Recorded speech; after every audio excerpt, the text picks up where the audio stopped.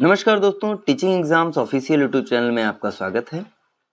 आज हम आपको रेलवे टेक्नीशियन फॉर्म के बारे में जो पूरी डिटेल्स है वो सारा का सारा हम आपको बताएंगे। अगर अभी तक आपने रेलवे टेक्नीशियन का फॉर्म आपने नहीं भरा है तो आप ज़रूर भर दीजिएगा। अगर आप हमारे चैनल पे नए हैं तो चैनल को सब्सक्राइब कर लीजिएगा, वीडियो को लाइक कर दीजिएगा और वीडियो में हमारे साथ अंत तक बने रहिएगा। ये वीडियो आपके लिए काफ़ी उपयोगी साबित होने वाली है।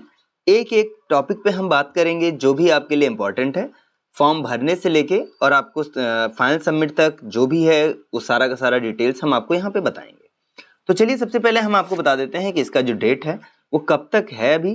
तो डेट जो है ये आपको हम बता दें कि सबसे पहले देख लीजिए, इसका जो डेट आया है वो है 21 जून को ही इसका आ गया है और ऑनलाइन जो होना स्टार्ट हुआ है वो 28 जून से इसका ऑनलाइन होना स्टार्ट हो गया है, जो कि आपके सामने है, आप यहाँ पे देख सकते हैं। डेट ऑफ क्लोजिंग जो है वो 28 जुलाई तक यानी 1 महीने का है। इसके बाद में आपका पेमेंट का 2 दिन और बढ़ा दिया गया है, 30 तारीख तक आप इसे पेमेंट कर सकते हैं। मॉडिफिकेशन की भी जो डेट दी गई है वो 1 अगस्त से 10 अगस्त के बीच आपका मॉडिफिकेशन भी आप कर सकते हैं। वैसे कोशिश करें कि फॉर्म में गलतियां ना हो, एक बार इसे प्रीव्यू जरूर देख लें, क्योंकि लास्ट में प्रीव्यू का भी ऑप्शन आता है, प्रीव्यू आप जरूर देख लें ताकि गलतियां होने की संभावना ना रहे।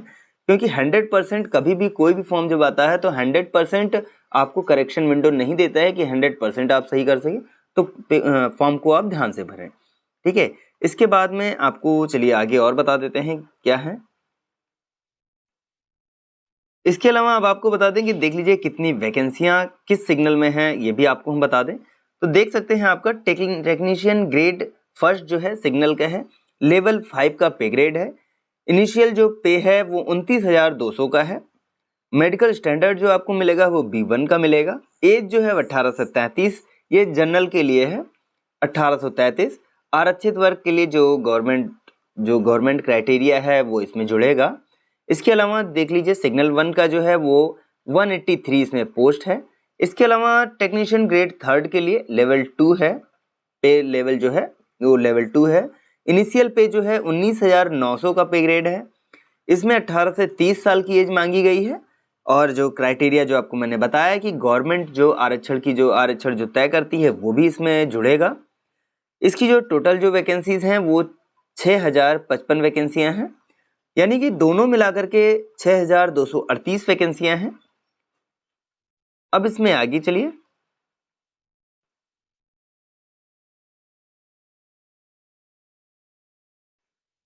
चलिए देखिए, हम आपको बता दें कि यहाँ पे आरक्षण जो मैंने अभी आपको बताया था कि आरक्षण क्या मिलेगा, तो वही है कि SC/ST कैंडिडेट के लिए 5 साल, OBC NCL है तो उनको 3 साल की छूट दी जाएगी। एक्स सर्विस मैन है तो अगर वो जनरल या EWS हैं तो 3 साल, OBC NCL हैं 6 साल, SC/ST हैं तो 8 साल का मिलेगा। इसके अलावा अगर दिव्यांग कोई है तो दिव्यांग अगर जनरल या EWS है तो 10 साल मिलेगा, OBC है तो 13 साल, SC/ST है तो 15 साल मिलेगा। ये इतना आपको ये आरक्षण की कैटेगरी आपको बता दी गई है। चलिए इसके अलावा ये आपका जो था ये आपका टेक्नीशियन जो है वो ग्रेड फर्स्ट के लिए था। सेम वैसा ही आपको हम बता दें कि सेम वैसा ही आपको ग्रेड थर्ड के लिए भी यहाँ पे बता दिया गया है। आप देख सकते हैं ग्रेड थर्ड के लिए सेम, यानी कि आपका जो आरक्षण का जो क्राइटेरिया है वो सेम रखा गया है, तो वही चीज़ आपको यहाँ पे बता दी गई है, यहाँ भी आप देख सकते हैं। बाकी ये जो PDF है ये हम आपको टेलीग्राम चैनल पे आप भेज देंगे, वहां पे भी आप इसे देख लीजिएगा।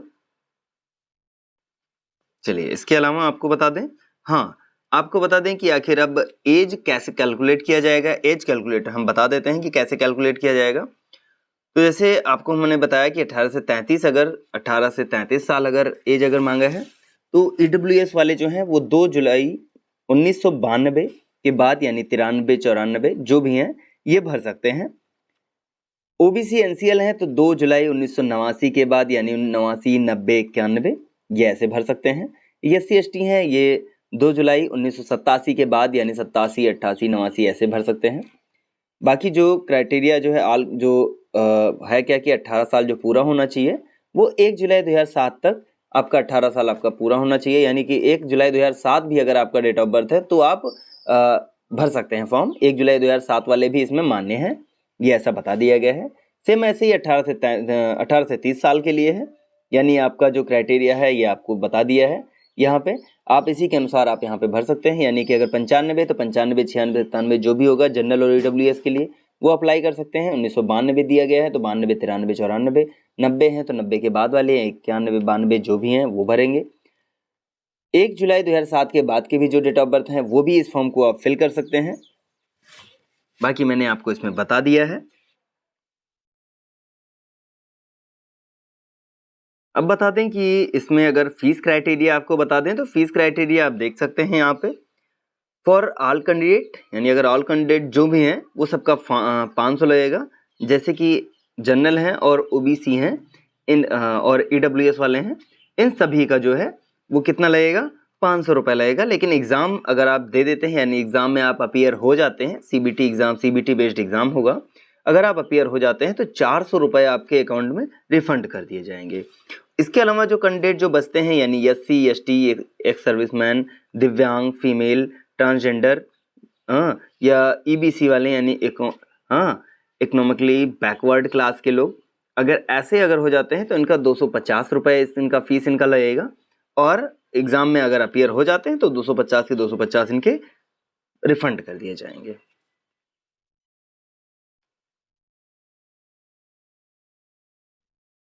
मोड ऑफ फी पेमेंट जो है वो किसी भी माध्यम से आप कर सकते हैं, जैसे कि डेबिट कार्ड से कर सकते हैं, क्रेडिट कार्ड से कर सकते हैं, यूपीआई से कर सकते हैं। तो सभी आप यानी नेट बैंकिंग से भी कर सकते हैं, यानी कि सभी मोड अवेलेबल हैं पेमेंट के लिए। हाँ, एक जरूरी जानकारी आपको हम दे दें कि अगर मान लीजिए कोई भी यानी ईबीसी वाले जो हैं, तो ईबीसी कैसे आपको पता चलेगा। ईबीसी यानी कि अगर आपकी फैमिली इनकम जो है वो 50,000 से अगर आपका कम है तो आप ईबीसी के अंडर में आएंगे। और आपका जो फीस होगा, यानी आप जनरल में भी हो तो भी आपका चलेगा, ईडब्ल्यूएस में लगा रहे हैं तो भी आपका चलेगा, ओबीसी में आ रहे हो तो भी चलेगा। तो इसमें अगर आपका फैमिली इनकम जो है वो 50,000 से कम है तो आप अपना इनकम सर्टिफिकेट लगा करके ये आप ईबीसी कैटेगरी में आप आ सकते हैं। और इसके बाद जो आपकी जो पेमेंट होगी, जो फीस आपका लगेगा वो 250 रुपये लगेगा। और अगर आप एग्जाम में अपेयर हो जाते हैं तो ये 250 रुपये भी आपका रिफंड कर दिया जाएगा।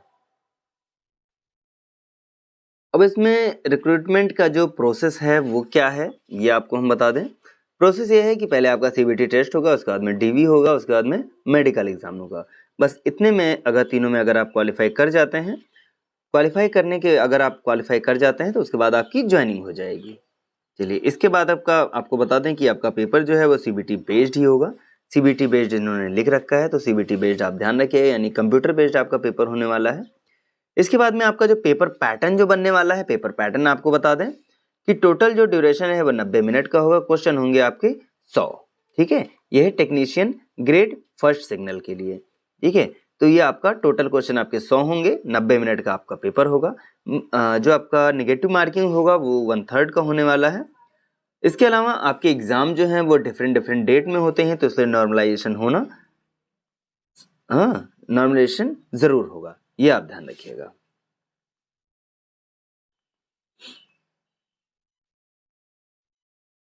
इसके अलावा आप देख लीजिए कि आखिर आपका जो सब्जेक्ट कौन कौन से सब्जेक्ट से कितने कितने क्वेश्चन आने वाले हैं, तो आप यहाँ पे देख सकते हैं कि जनरल अवेयरनेस से 10 क्वेश्चन आएंगे जो 10 नंबर के होंगे। जनरल इंटेलिजेंस और रीजनिंग से जो आने वाले हैं वो 15 क्वेश्चन होंगे 15 नंबर के। Basic of computer and applications के आने वाले हैं 20 क्वेश्चन 20 नंबर के होंगे। मैथ से आने वाले हैं 20 क्वेश्चन 20 नंबर के। बेसिक साइंस और इंजीनियरिंग से 35 क्वेश्चन आएंगे जो कि 35 नंबर के होंगे। टोटल आपके 100 क्वेश्चन होंगे 100 नंबर की। 90 मिनट आपको ड्यूरेशन दिया जाएगा। ठीक है, 1/3 की माइनस मार्किंग दी जाएगी। ऐसा सेम देख लीजिए। अब आप ग्रेड 3 के लिए आपको बता दें, टेक्नीशियन जो है वो ग्रेड 3 के लिए भी 90 क्वेश्चन होंगे, 90 मिनट होंगे, सॉरी 100 क्वेश्चन के लिए 1/3 की नेगेटिव मार्किंग होगी। और आपको मल्टीपल शिफ्ट में आपका पेपर होने वाला है। नॉर्मलाइजेशन तो होगा ही, जरूरी है। इसके अलावा आप यहाँ पे देख सकते हैं कि इसका जो एग्जाम पैटर्न जो बनने वाला है, इसका क्या होगा, जो पेपर का जो पैटर्न होगा वो मैथ होंगे 25 क्वेश्चन होंगे 25 नंबर के। जनरल इंटेलिजेंस और रीजनिंग जो होने वाला है वो 25 क्वेश्चन होंगे 25 नंबर के। जनरल साइंस आएगा 40 नंबर का, 40 क्वेश्चन होंगे।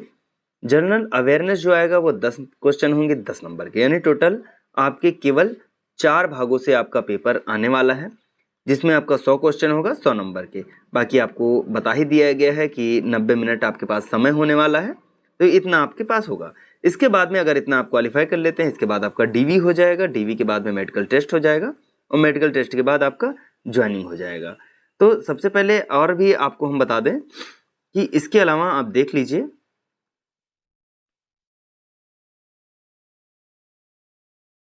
जो कंप्लीट सिलेबस है आपके सामने, सिलेबस भी देख लीजिए। यहाँ पे कंप्लीट सिलेबस जो है आपके सामने, कंप्लीट सिलेबस भी दे दिया गया है। आप यहाँ पे अपना कंप्लीट सिलेबस भी देख सकते हैं कि आखिर आपका देख लीजिए सिग्नल 1 का आपको हम दिखा रहे हैं। सिग्नल 1 का आपको हम दिखा रहे हैं कंप्लीट सिलेबस। आप यहाँ पे देख सकते हैं जो जो सब्जेक्ट है वो सारा कंप्लीट सिलेबस भी आपके सामने है। सेम ऐसे ही देख लीजिए ग्रेड 3 का जो सिग्नल है, इसका भी आपके पास जो इसका ये देख सकते हैं सिग्नल 3 का भी वही है। सिग्नल 3 का भी आपके सामने है, जो भी कंप्लीट सिलेबस जो है वो आपके सामने दे दिया गया है। मैथ है, जनरल इंटेलिजेंस है, जनरल साइंस है और जनरल अवेयरनेस का एकदम कंप्लीट सिलेबस आपको दे दिया गया है। इससे आप प्रिपरेशन अपनी अच्छी कर सकते हैं। अब इसमें एक ध्यान देने वाली बात है कि इसमें लाइव फोटो कैप्चरिंग का ऑप्शन दे दिया गया है। लाइव फोटो आपका क्लिक होगा तो ये ध्यान रखिएगा फोटो आपकी क्लियर आनी चाहिए, क्योंकि इसमें लाइव फोटो दे दिया गया है। सिग्नेचर आपका बिल्कुल क्लियर होना चाहिए, जेपीजी फॉर्मेट में आपका होना चाहिए। इसके अलावा अगर आप जो सिग्नेचर होगा वो ब्लैक इंक पेन से अगर आप करें तो ज़्यादा बेहतर होगा। ब्लैक इंक पेन से ही आप करिएगा। इसके अलावा आपको बता दें कि देख लीजिए अगर आप SC ST कैटेगरी से आते हैं तो आपको फ्री ट्रेन ट्रैवल फैसिलिटी भी आपको मिलता है, जो कि आपको फॉर्म में दिया होता है कि अगर आप चाहते हैं तो आप इसे ले सकते हैं। ये SC ST कैंडिडेट्स के लिए होता है ऑन रिक्वेस्ट पे में, जैसा मैंने कहा कि वहाँ पे फॉर्म में रहता है कि अगर आप चाहते हैं कि आपको फ्री ट्रेन ट्रैवल फैसिलिटी अगर आपको चाहिए तो वहाँ पे एक रिक्वेस्ट का रहता है, वहाँ पे आप यस और नो कर सकते हैं। अगर आप यस कर देंगे तो आपको पास आपको मिल जाएगा, जिससे आप अपना टिकट करवा सकते हैं। आशा करते हैं कि मेरे द्वारा दी गई सभी जानकारियों से आप संतुष्ट होंगे। अगर रह गया हो कि आपको जानकारी नहीं मिल पाई है तो आप हमारे कमेंट सेक्शन में आप कमेंट कर सकते हैं। हम आपको उसकी पूरी डिटेल्स आपको प्रोवाइड कराएंगे। जो भी और भी जानकारियाँ चाहिए हों हमारे कमेंट सेक्शन में आप कमेंट कर दीजिएगा। आप हमारे टेलीग्राम चैनल पे भी आ सकते हैं, इंस्टाग्राम पे भी आप हमें मैसेज करके आप हमें बता सकते हैं कि क्या प्रॉब्लम आ रही है। हम आपकी पूरी हेल्प करेंगे। इन दोनों का लिंक मैं अपने डिस्क्रिप्शन में मैं दे दूँगा, वहाँ से आप हमसे जुड़ सकते हैं। आप हमारे वीडियो पे अगर नए हैं तो चैनल को सब्सक्राइब कर लीजिए और बेल आइकन को प्रेस कर लीजिएगा। वीडियो अच्छी लगी हो तो वीडियो को लाइक कर दीजिएगा। धन्यवाद।